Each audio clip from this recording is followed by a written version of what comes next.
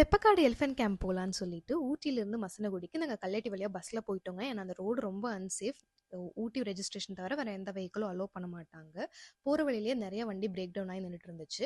நாங்க மசனகுடி ரீச் ஆனதுக்கப்புறம் தான் தெரிஞ்சது, Theppakadu elephant camp morning 8:30 to 9, evening 5:30 to 6 அப்படின்னு.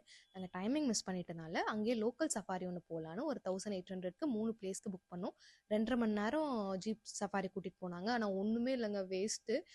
வெறும் மசனகுடி முருகன் கோயில் மட்டும் தான் கொஞ்சம் உருப்படியா இருந்துச்சு. எந்த அனிமல்ஸுமே ஸ்பாட் பண்ணல.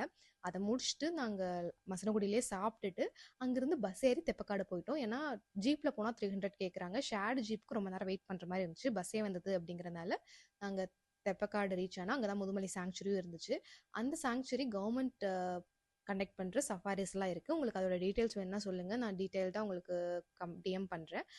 அதோட உள்ள சஃபாரில யானையெல்லாம் ஸ்பாட் பண்ணோம். கொஞ்சம் நல்லாவும் இருந்துச்சு.